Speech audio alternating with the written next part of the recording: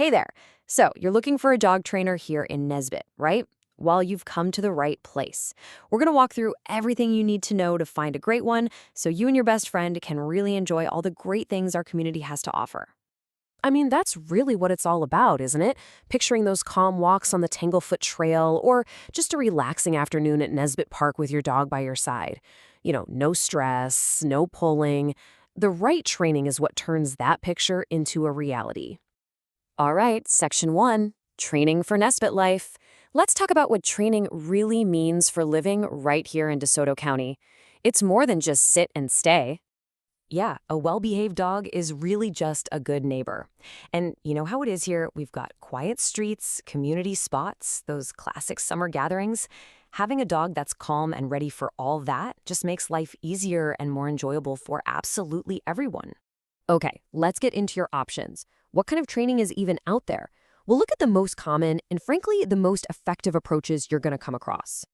So, the big one you're going to hear about is positive reinforcement. And for good reason. It's a modern way to train that's all about rewarding the good stuff.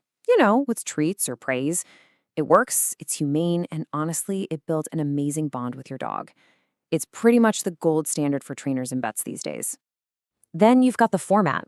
You'll see things like group classes, which are awesome for getting your dog around other dogs and people, plus they're usually easier on the wallet.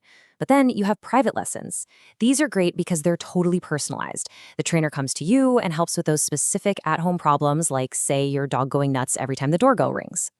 All right, section 3, how to choose a great trainer. So you know about the methods and the formats, but how do you actually pick the right person? Let's break down what to look for. First up, check for credentials. Seriously, this stuff matters. It shows a trainer is committed and has put in the work. For general training, you'll see things like CPD TKA or KPA CTP. Now, if you're dealing with tougher issues like real fear or reactivity, you want to look for specialists with certifications like CBCCKA or IAABC DBC. It just means they have extra training in that specific area. Okay, so when you actually talk to a trainer, you'll want to have a little checklist in your head.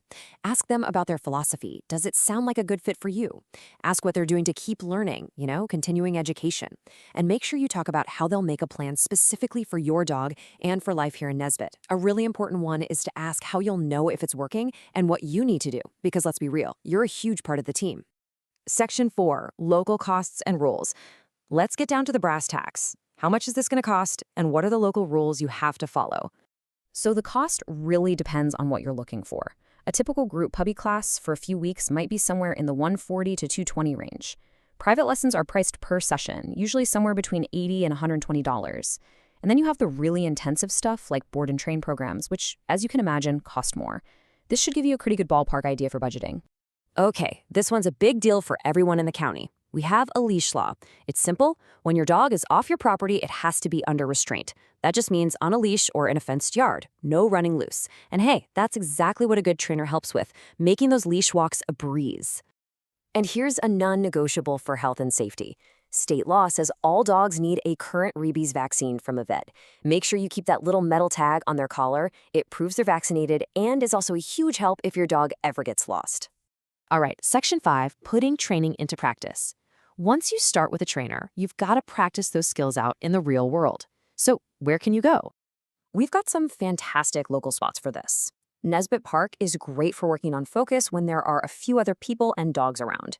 The Tanglefoot Trail, perfect for practicing that loose leash walking over a longer distance. Even just the lawn at the DeSoto County Courthouse can be a good open space. Each spot gives you a different challenge. So I've got a question for you.